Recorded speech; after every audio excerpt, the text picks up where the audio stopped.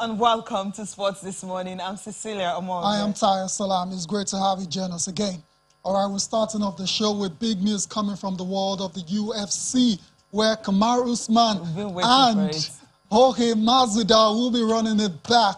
Part 2 has been signed, sealed, and delivered for UFC 261. And it's going to be April 24th. He wanted it, and of course, he got what he wanted. I can't wait for this fight. I can't wait for it. Also on the program, where Wolves, you have their former player coming back to hunt them at home. It was all about Diego Jota on the night.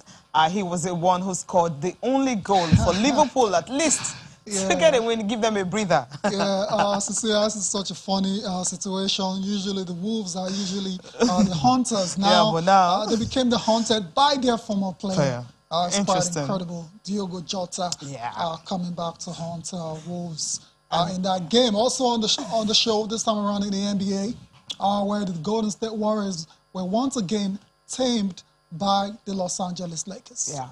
At least they were able to get something out of Jazz after losing to them 5 times. But against the Lakers, they got tamed. All right. That's where we're starting the show. We're starting with the Nets and the Knicks. Yeah, the team from New York. Exactly. But before then, let's go through the games on the night. 8 games, to be precise, were concluded yesterday night, stroke this morning. And we have all the results for you, starting with the Charlotte Hornets defeating the Sacramento Kings 122-116. Terry Rozier and Gordon Hayward were the stars in that game. Elsewhere, the Bucks defeated the Washington Wizards 133-122. Giannis with a triple-double, back-to-back, 30, 15, and 10 for the Greek Freak in that victory. Interesting. If he continues to play like this, 2 days after he had 33 points on Saturday against the same Wizards. And now, so if he continues to play this way, there's no way he's not going to back-to-back MVP. No, not exactly, but he's going to put himself in the conversation. Right now, no one's talking about Giannis. It's about Joel Embiid, LeBron, and the likes. So if he continues to play this way, he might just get into that conversation. There's no doubt about it. Let's go on to the Nets. 37 points. Jeez. Okay. All right, let's go on to the Nets and the Knicks. 117-112 is a derby, New York derby, and was Brooklyn. They eventually won that game. We'll come back to it shortly. Closing the gap. Exactly. The Spurs and the Pistons ended 109-99 in favor of San Antonio, and it was DeJounte Murray scoring 19 points and grabbing 10 rebounds in that game. The Clippers defeated the Dallas Mavericks 109-99. Didn't want another 15 points game loss. Yeah. After listening to the Pelicans, I listened to Coach Salui and of course Kawhi Leonard when we were talking about the fact that if they play a game the way they played against the Pelicans, they would definitely lose another 50 points a game against the Mavericks. But then it wasn't to be on the night because, I mean, they had to step up. Everyone stepped up. Kawhi, 22 points. Even Marcus Morris Sr. added 14 points. He didn't have a choice. In a rare start. The Nuggets and the Pacers, that's the next game, ended 121-106 in favor of Denver. And it was Nikola Jokic recording his 35th double-double with 32 points and 14 rebounds in that victory.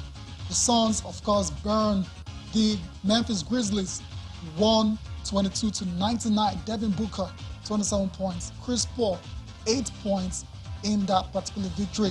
And last but not the least, the Lakers destroying the Warriors 128-97, despite playing short-handed. A lot of injuries in that side. Yeah, in the side. But they're still finding ways to win the game. Let's start with the Nets and the Knicks.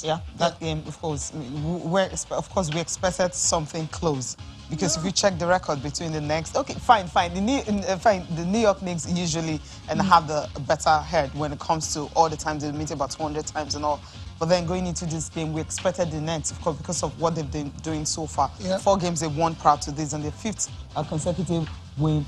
And of course, when you have Kawhi Leonard, Kyrie Irving, and of course James Harden, both combining for some ridiculous points. Kyrie Irving, 34 points.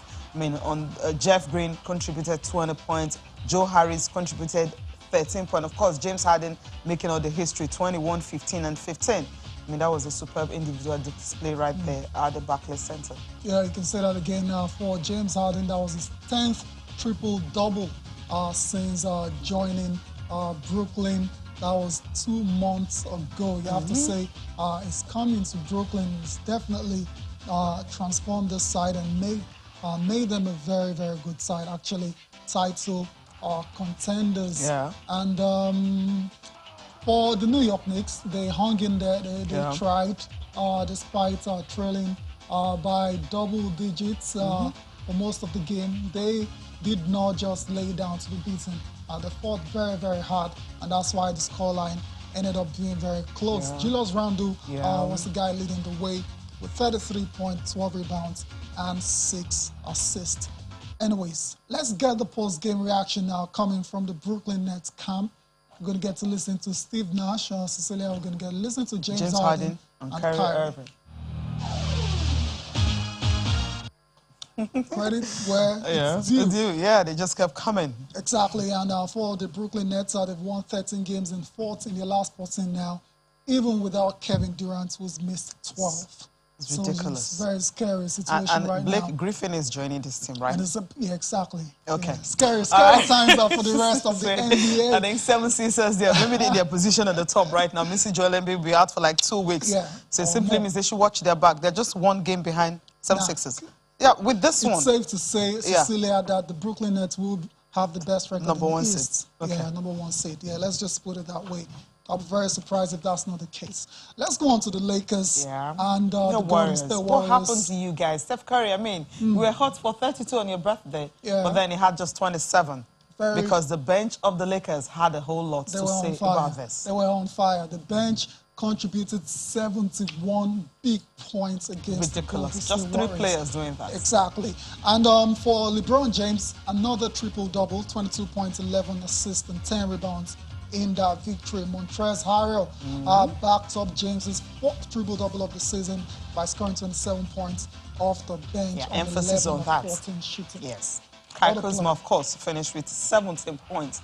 And then the player that usually we don't get to talk about, Talon Hunter Tucker. I was wondering, okay, yes.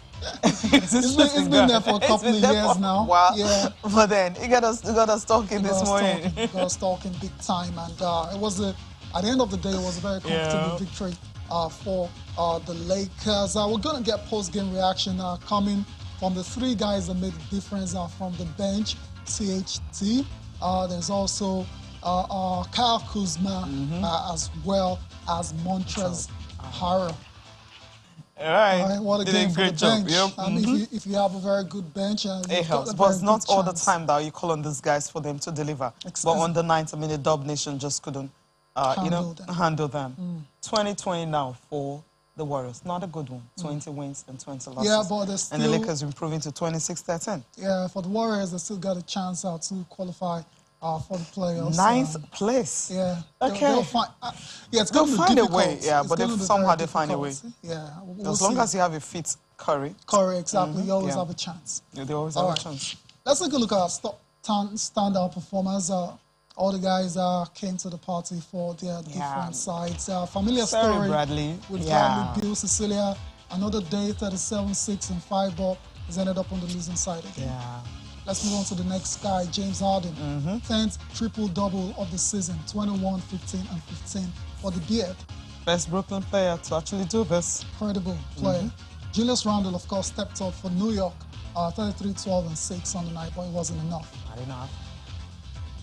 And then... Of course, the King, 22, 10, and 11 in season 18. Incredible longevity. Yeah, I love that. Keep putting it. Season 18. Yeah, we got to remind people what this guy is doing. 4th triple-double of the season. Is ridiculous. It is. Last but not the least is the Joker, Nikola Jokic, 32, 14, and 5 for the Denver Nuggets. What happened to Giannis, Tayo? Okay, of course. The Greek Freak, 31, 15, and 10 for the Greek Freak. So that's it for the NBA. Cecilia, let's get on with the show quickly and talk about Anthony Joshua and we're still Tyson waiting for date and venue. Fury. Okay. Anyways, what's the story? The story is that they've signed a 2-fight deal to unify the IBF, WBO, WBA, and WBC heavyweight titles. All about the unification bout. Yeah. That's what Eddie Hearn has said. But the story we're waiting for is a particular time, a particular year. But then they said it's going to take place in 2021. First June or July, or maybe a rematch will be November or December. But then this is all speculation. That's according to ESPN. That's what they're reporting. June to July, the rematch is going to be November or December. Yeah. But then that's what we know about this deal, if it's going to happen or not. But the contracts will have the fighters actually splitting 50-50 in the first bout, and the second one 60-40. So, okay. Cecilia, you know my take on this. Yes. It feels like I've heard this particular story over and over again. Multiple times. Last year, there were talks about how the deals have been signed. I'm not getting so excited just yet because all we've heard is from one part. That's Eddie Hearn. As a promoter for Anthony Joshua, there's nothing from Frank Warren. There's nothing from Bob Arum in the USA about this particular story. So I'll just rein in my excitement for now. But going by what Eddie said, the bout will be this year. The fight will be this year, and there's a 2-fight deal. And I mean, when you don't have the dates, you don't have a venue, then what are you celebrating? Okay, nothing. The fact that there's a deal agreed that it's going to be a two-way fight, I mean, a 2-fight deal, number one. And the fact that the contract, of course, will be split 50-50 for the first one. The second one, the winner, of course, 60, and the loser, 40, which is pretty... something good. Until the ink, okay, let's leave it. Until the ink dries on the paper. As a matter of fact, until I see these two guys walk out on fight nights. That's when you believe it's happening. That's a tough call. We'll wait and see. Maybe Bob Arum, I mean, before the end of the week, we might just hear something from Bob Arum. Yeah, it's possible. Hopefully, of course, I think the fight will go ahead. It's just usually a big fight of this, magnitude. It's going to take a while for everyone to be on the same page. Yeah, so that's just what it is. We're not living the fighting game just yet. This time around, we're going to the UFC. The real deal, yes. Okay. The real deal, yeah? The other one is not the real deal. Let's not according to you. To boxing. Let's talk about the UFC. Kamaru Usman is once again in the news.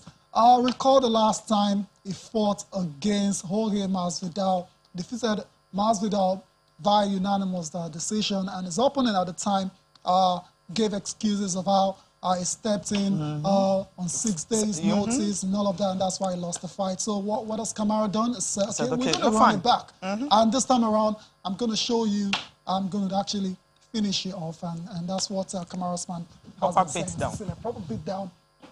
And I'm quite excited for this fight, indeed. Let's take a listen to Kamaru Usman talking about what he intends to do to Jorge Masvidal in their rematch.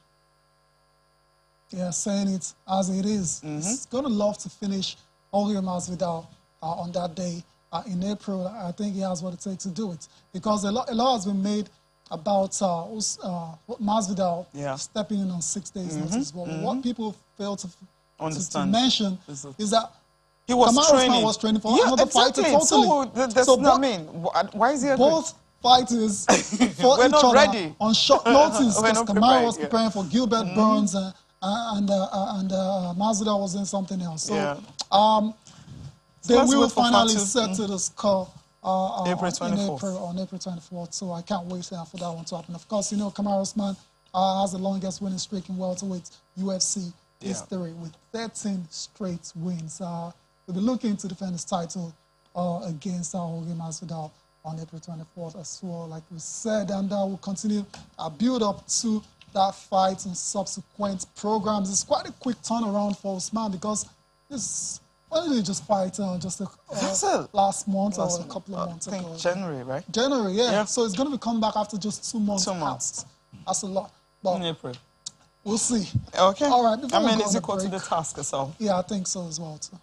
Before we go on the break, Cecilia, something coming from Sebastian Coe. Yeah. Something coming from Tokyo. Yeah, Tokyo Olympics. I mean, we've been hearing stories about fans may not be allowed because the home side, I mean, the host, the fans, the residents in Tokyo saying that they don't want influx of foreign fans into their countries simply because of, you know, of course, COVID-19 and all that. But then, Sebastian Coe, the World Athletics president, is talking about that this morning. He would love overseas fans to actually, I mean, love to see fans at the stadium. But then the home side is saying, look, we just want only us to be here because of COVID. We don't want more, you know, a kind of, how do I put it, a resurgence of more cases and all that. Bosiba actually is for this, that they can have overseas fans attending the Tokyo Games.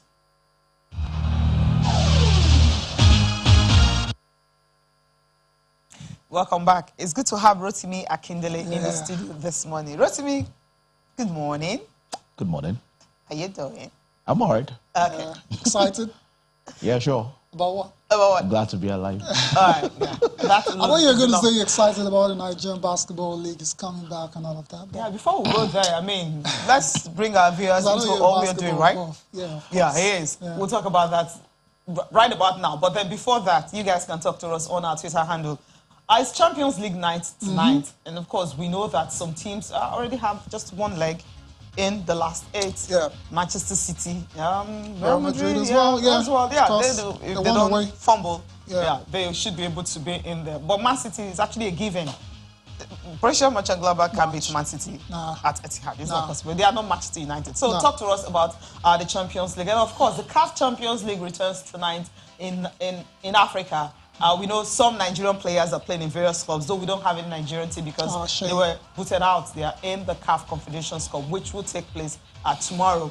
Second leg, of course, Eimba, they're still right there. Not second leg, I'm talking about the group stage now. It's on. We'll talk about that. And also, basketball, something good is coming from MVBF saying that, look, they are intensifying the search for sponsors for the Premier Basketball because, according to the story coming from the media, that's the media the media arm of NBBF, that's Nigeria Basketball Federation, is the fact that the Sports Ministry has given them the go-ahead to actually have the Premium Basketball League. When we're talking about the Premium Basketball League, happens to be the men, because the women already have a sponsor. They didn't have issues. They had a lot of court cases and all that. But right now, everything has been solved. For the women, well, they have a sponsor, but we're still waiting for it to start.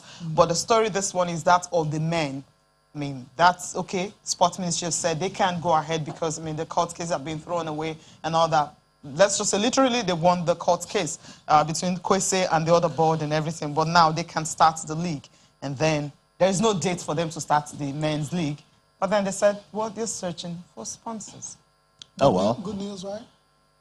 I don't understand the context of good news. Because in the sense that, okay, now we know that they can actually start focusing on starting the Premier League. No, but that was said when the court case was thrown out some months ago. Yeah. That, oh, we cannot go back to... Yeah, but now they're getting the rubber stamp from the Sports Ministry. Nah, so that's if you're giving us the reason, oh, we haven't started yet because we don't have sponsors, it's tenable. Well, apparently they said they got a letter. I don't think the letter that was signed by Simon Evojaye on behalf of the permanent secretary. That so this is an official the positive judgment is more like, Was there a ban on basketball from the Sports Ministry? There wasn't, but because of the court case, they couldn't start. That's why I said the court case was thrown out months ago. Yeah, that's a 26th So the Sports Ministry waited 2 months before they gave it. No, it's if you had said you don't have sponsors yet, it's fine. I mean, everybody is probably pretty upset or angry that basketball had probably had been in comatose for years, whether the men's or the women's basketball. Everything is just there. You know, we're not doing anything. So now the excuse was, oh, we had a court case. The court case was thrown out. Are you saying it took you 2 months to get the green light to go start hosting basketball? And then in that release as well, it was mentioned that they're still seeking sponsors. If that was the only reason, everybody can understand. I'm not sure teams even have enough funds, you know, to start prosecuting basketball games, logistics-wise, traveling and all. So we'll just wait. Hopefully when we get... you know, sponsors come on board. Hopefully, we'll see basketball return to Nigeria. But that clause of, oh, the ministry have finally given us a green light, I don't buy it. That's just my opinion. You're not buying that, so right? It looks like you're still cautiously optimistic about the return of basketball. Yes, I am, because what it means is if you say we're still waiting for sponsors if sponsors don't surface in the next 1 month, 2 months, we'll keep waiting. You're talking about 1 month, 2 months, right? Can you quickly do that? The time is kind of short. Yeah, that's what I'm saying. That's his point. It might take very longer before that's what I'm saying. Before you get to see, that's if you're banking on that clause of we're waiting for sponsors. But then I also hear that, or I heard rather from some quarters, that there should be a tournament before the end of the season. The question is, when does our basketball season start, and where does it end? We don't even. So if it's on if the season is on in quote, that means we might get to see something probably before we go to the Olympics. Maybe we'll get to see 1 or 2 players from the home front make the D-Tiger squad to the Olympics. I'm not saying the final roster, but at least make the D-Tiger squad to the Olympics. So let's just wait. Forget that. Really? Come on. What? It's really, That's not going to happen. It's really sad. It's really sad because it's difficult to really guys say. that I know played in 4 internationally, years. we're doing so well. But I'm thinking, I mean, what happened to the boys and the men and the women here, you know, in Nigeria, those who have the dreams of actually, you know, playing basketball in the league? I mean, 4, 5, 6, 7 years ago, we're enjoying it. The men's basketball league, the women's basketball league, we know when it will start, we know when it will end. But then we understood what happened. I mean, the court cases and all that. What happened fine COVID last season? What happened to the women? They have a sponsor, right? They have a sponsor. But well, NBBF will have to come. About a date. NBBF will have to come clear that. Yes. Except they tell us now that maybe that it was the sports ministry that stopped them from organizing the women's league, who, like you mentioned, has a sponsor. Yeah. So if NBBF had said, oh, we couldn't hold the women's basketball league because the sports ministry said, don't do it until we give you a green light, then we'll wait. Okay. But on the stand of sponsorship, I don't know, has it elapsed? Is it still running? We don't know, so they have to tell us. There's so many questions we're asking right now. Okay, and of course, I love what elite basketball guys did. They decided to come up with 4 teams, right? Just Thunder Warriors and all of them coming together and playing some weekends and all that, 4 teams together and busy. All I want to, because I speak to a couple of basketball players in Nigeria, and they're on the verge of being depressed. Yeah. Not it's enough reason able to play the game for how many years now? Multiple years. 3, 4 years, yeah. That's a long time. I was speaking to Raphael as well, too. Yeah. It's just there waiting and hoping that one day they'll get the opportunity to play again. It's just a very sad and I'm sure situation. in the process, some of them will even retire. Yeah, because in the process, I mean, because some of them that were in their prime, or probably would have been in their prime within the last 2, 3, 4 years. It's gone to waste. It's gone to waste. Yeah, sure. It's terrible. Sad. And for the ladies, I mean, when I spoke with some of them during the pandemic and all that, they have other things that they've been doing and all that. But then I just hope that NBBF will come out and give us a date, at least for the ones who've got sponsor, while they continue search for the ones who don't have one. All right, let's leave basketball and talk about the Super Eagles of Nigeria. But the story for the Super Eagles of Nigeria is the fact that Henry Onyekuru is being invited to replace injured Samuel Kalu. He wasn't part of the, you know, the initial 24. He was on the standby, but he wasn't on the 24-man list. So now he will have to step up from the standby list to the main list because one of the players in the main list is actually injured. Why are you smiling? Because I thought we had 23 officially. Yeah, that's what it's supposed to be. Okay, right? And then we have a non-playing captain. That's 24, right? We didn't make the standby list, but made the squad. Wait, plus the captain is 24, right? Yeah, we're on the same page, he said. Yeah, exactly. So, I see what Rotten is trying to do anyway. So. Yeah, we're on the same page. Don't do this. I'm not doing anything. For Henry getting that call-up, I think it's the right move, considering you have Paulo Onuachu as well too on that list. Well, Kalu got injured. Yeah. You know, he usually operates from the flanks. Or you can probably say a winger. So it's only fair that you replace him with such a player. Yeah, it's such a player. Okay. Depending on what the coach's plan or what he wants, you know, while you try to prosecute the 2 games, Benin and Lesotho. So I think it's fine. That's why we've got players on the standby list. You know, Kalu is out, Henry is on. Stepping up. Yeah, so... And the likelihood that we may not have, I don't know why I'm thinking that way. I'm thinking maybe Victor Osimhen may not just be released by his club. Let's not speculate. And then we might just have Paulo Onuachu also stepping. I don't know. Let's not speculate about that. It's been invited. Well, there's been no words from Napoli yet that they won't release players. Let's wait and see. We'll wait. Good opportunity for Henry Onyekuru. Doing well for Galatasaray. Yeah. He's got 2 goals over the weekend, and he's a very decent player. He's at home right there. All right, exactly. Let's get on with the show now and talk about the CAF Champions League. Yes, some games that were all the Group A, B, C, and D. some matches that will be played today. We'll start with Group A. And, of course, in that Group A, you have AS Vital Club and Al Ahly. They will be in action. Simba FC and El Merreikh Sudan also in action. Group B, Al Hilal Omdurman from Sudan. And you have Beluzedi also in action.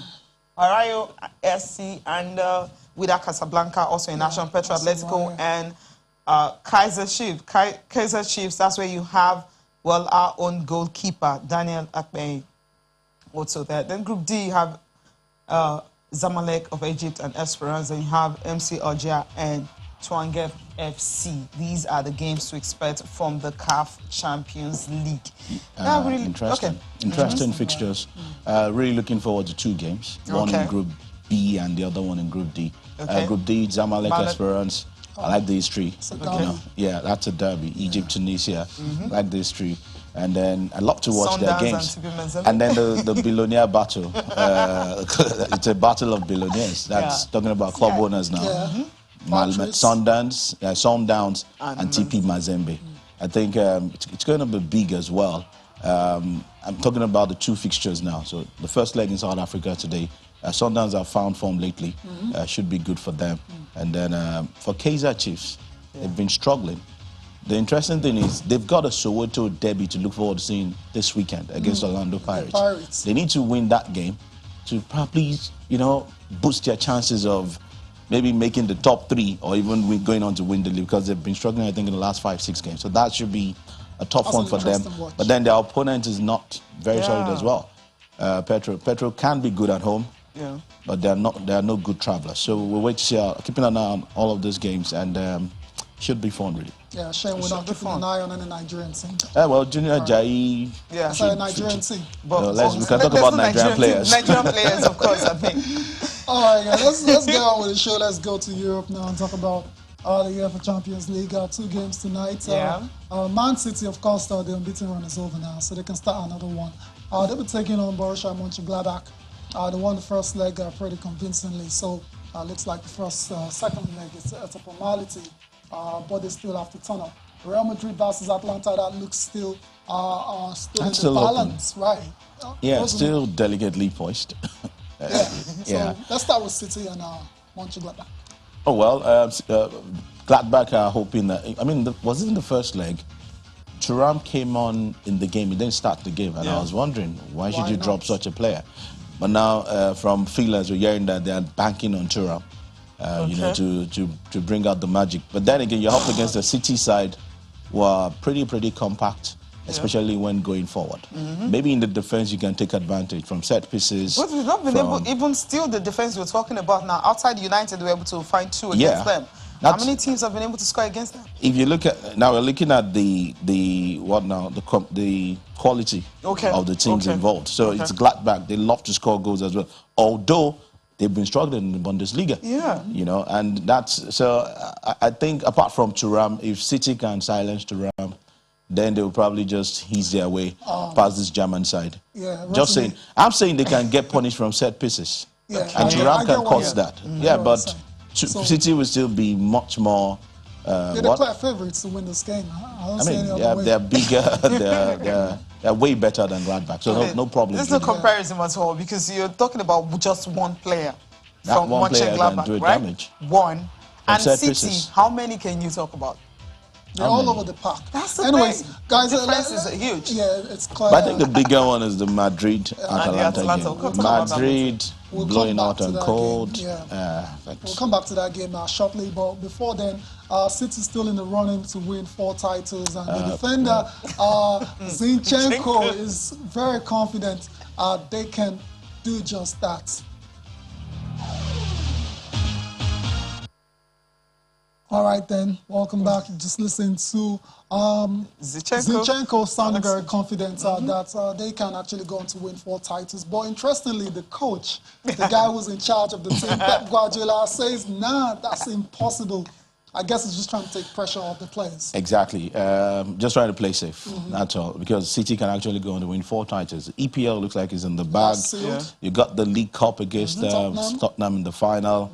There's the Champions League. FA Cup. He's got the FA Cup as well. I think the Champions League is where they probably would struggle a bit. Gladbach is still looking pretty easy. When you come up against other big teams, how well do you perform? Bayern is still there. Bayern is still in the mix. So I think he's just trying to place it. But it's doable. City can go up against Bayern and win, maybe over 2 legs. Anything can happen. But I'm sure that he's just trying to play safe. Maybe when they cross the hurdle of the quarterfinals and get to the semi-finals. It depends on the team they get in the quarterfinals. Okay. If they cross that hurdle, then they can start thinking of maybe dream a little bit. Yeah, anyways. Okay. Pep Guardiola has been speaking on the chances of, winning 4 titles by the end of the season. All right, sounds so dismissive. Like, it's not ready now. I don't want to talk about this. That's literally what he's telling the reporters. You can't blame him. It's tough to do because Tottenham on their day could just not just Tottenham. You're looking at Jose Mourinho. Exactly. Talking about the team. Yeah. You're looking at the manager behind the team right now. So That's it. We'll wait till next month. Okay, wait till next month, right? If they can do that, that's out of the way. And of course, the Champions League. I mean, he talked about the fact that Bayern happens to be the best team in Europe. So if you're up against Bayern Munich, so PSG. Bayern. Since you mentioned Bayern, Bayern won everything last year, right? Yeah. So why can't City do it? Yeah, they don't have League Cup and FA Cup. They just have one. They have the German Cup as well. They have the German Cup and of course the German Bundesliga, Champions League. They want to win the FIFA Club World Cup. They won the Super Cup. You can go on and on and on. But for City, why can't they do it? Is it that because there happens to be an English team that don't go on break and all that. Tough teams in the league, very competitive teams. I was going to say that you can't compare the Bundesliga with the Premier League. It's a different numbers of teams are not even the same. It's a different ball game. I mean, there are probably some mid-table teams in England that will beat the German side. Yeah. All right. Or that won't be City. Seen it happen this season already. So. Okay. Time for break now. We'll come back. We're talking about Real Madrid and Atalanta and, of course, the game that happened in the Premier League last night.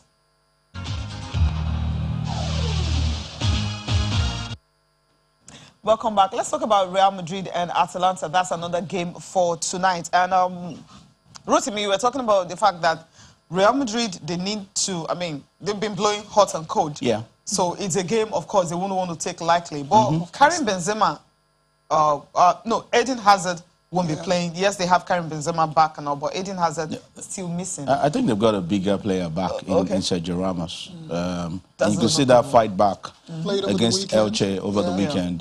They were down and they still went on to win. I think Ramos is a big plus for Real Madrid. Benzema, yes, good, he's found form and all of that. I mean, their go-to talisman, no doubt. But then again, Atalanta, they were unfortunate to have lost the first leg by just a lone goal. I think, I felt Atalanta could have gone on to win that game by 3-1 or 4-1. It was looking like a draw until Mendes. Exactly. So if they come up with that sort of approach or sort of template tonight, I think Madrid might just be booted out. Especially if they allow Atalanta to score more than a goal. But if you check at that time, they didn't have most of their players. I mean, you just mentioned that some of the players are back. They didn't have Karim Benzema. They didn't have Sergio Ramos and all that. They had to rely on the defender to give them that don't matter. Atalanta are very good side. Atalanta all attacking. Yeah. So that's the issue. So it's a bit of a tricky, tricky situation for them. And so the one goal is again, it can be easily cancelled. Easily. You know, so it's a bigger game for Real Madrid than probably a City Gladbach. So they've got to watch it. They have to be on top of the game if they want to advance into the quarterfinals of the UEFA Champions League. Let's go to England now and talk about the only PL game that was played last night. Liverpool and dirty Leeds. 3 points, right? It doesn't matter. 3 points. Okay, Liverpool at this stage of the season, they will take any points, regardless of however it comes out. But very scary situation in this game involving Aris Patricio, another head injury, and he had to be taken off. Yeah, he had to be taken off. And I mean, glad to hear that he's fine. Is he? He's conscious now? He's conscious and all of that. He's better. Hopefully we don't get to see him go out for long, like Raul Jimenez. Like Raul. Yeah, because that was a case of a fractured skull. This is a lot more serious. That's a lot more serious. But then again, the sour part for me was even that move that led to the injury was was an offside call. And this rule about let's finish the action before we raise the flag. Before you raise the flag. That would have prevented it, right? Exactly. I think it's... Virgil van Dijk, remember that Yeah, I'm sure they're looking also. at it as well, and like, this thing has to stop. They're changing some rules, so it has apparently to, they will look into that. But then overall, the game, Diogo Jota stepping up for the Reds. At some point, wanted to celebrate, and then remember that. This is my home. And just let me keep it. Yeah, let me keep it simple. 3 points for Liverpool awesome needed. As usual. Mane was a bit off last night, and it's not just last night. It's been off in maybe in the last few games. I think there's a bit of, I don't know. Those guys are tired. Yes, they are tired, but then in terms of decision making in front of goal, you got complaint. Why not take advantage of your complaint? You're thinking he's a bit selfish or something? Yeah, he was selfish on the night. He was actually selfish. There's some moves you've probably seen a Mane, Firmino, Salah attack make together. But you see him wanting to do everything alone. Exactly. And then it was so obvious at some point. And then some mistakes or unforced errors like we borrow from tennis, you know, were pretty much on the night. But and then the one-on-one that he missed could have... But then again, 3 points was all that matters. They have it. Snapping what? They've lost 6 in 7 before that game. For Wolverhampton Wanderers, they only lost 1 in 7 before last night's loss as well. So I think it's a good one for Liverpool. Can they make it to the top 4? That's a bigger question. Yeah, that's the big question. They're currently 6th on the log with 46 points. Who would have ever thought the team that so comfortably won the league last year will be in this position. And even at a point, they were topping the league, remember? Yeah. Even Southampton won't stop the league for a night. Okay. Anyways, before we look at the papers, Cecilia, you want to take some few tweets, okay? Yeah. All right. HJ says, looking at Gannett Ross list, please, why was there no consideration for Bright Usai Samuel?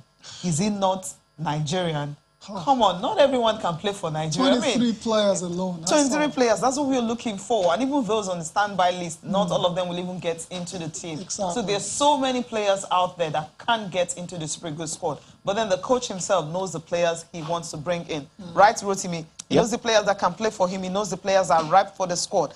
Not everybody can play. So you guys should understand that hey, Bright should keep playing well at the moment in Turkey. He should keep playing and keep himself on the radar of the coach, and maybe one of these days. And maybe get into a very big team in England. And then you get it up. That's usually what sells some of these players, right? Okay. All right, you have Chemala is also talking about Abia Warriors. Yes, I know. Yeah, they're the team right now. Then Law Alpha says, I wish Nigeria's nightmare victorious out in next one. Diego Jota had to prove that he's still hot by punishing his immediate former team. Yes, that goal was a bit sweet. All right. Let's look at the papers now. Okay, I'll start with Complete Sports. And in this one, yes, of course, you have Henry Yekuru replacing the injured Kalu for Benin Republic and Lesotho games. Lineker and Leicester, they're actually hailing Kelechi Iheanacho. Everyone has been talking about this guy. And Amaduka Okoye is thrilled to be linked with Aya's move. I mean, if this is actually true, it's going to be a good move for him. Good move. And if we can keep that place before Onana comes back from his ban, he should. I mean, I don't think it will happen before then anyway. But if he can fight, if that move happens first and he gets to the Ajax team, I mean, he's going to get a lot more experience playing in the Champions League or even in the Europa League and all. So that'd be a big plus for him. Yeah, at his age, because he's still very young. And then we playing in the 4th division. Just last year in Germany. Moving to... That'll be a big one. A big one. And this one, Isaac Success seeking first league start in 2 years. Injuries I mean, this guy, I really don't know what happened to him. He just came back from a tendon, that injury that kept him out for months in the start of the season. And then he got some minutes in the previous 2. And then I think over the weekend as well in that win against Cardiff City. So I think it's gradually coming back. Him to start, though. I think it's going to take a while higher in the first half. I'll be very surprised if he starts anytime soon. Simon relishes a Nantes away win against PSG, of course. That was crucial.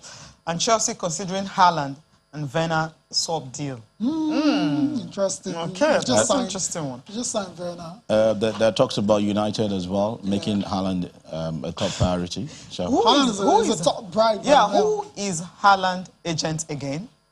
Mino. Okay. Yeah. Will he want to sell to United again? Business Why is not? business. Oh, okay. Business. Anything But can from happen. all the things he's been saying about United, Paul Pogba and all the stories and about that. that's centered around Paul Pogba. Sporting Life. This is a different player entirely. Okay. Let's go to Sporting Life before we close the show. Hazard is missing again. Can't catch a break when it comes to injuries. It's been a very, very bad move to Real Madrid so far. AJ Fury deal done. Like I said, that's a £200 million fight. But like I said, I'm not getting too excited already until I see the players walk out on the night. Pep Jinkenko disagree over quadruple hopes. We talked about that already.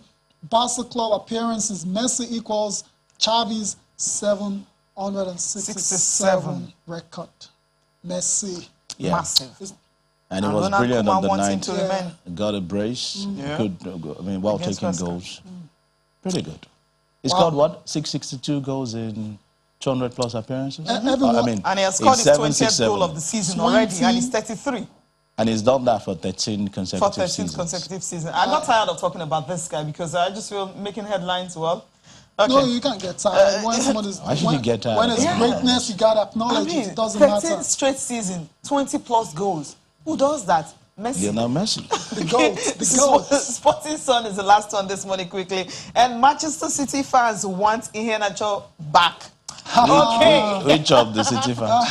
The ones in Nigeria or the one in England? In...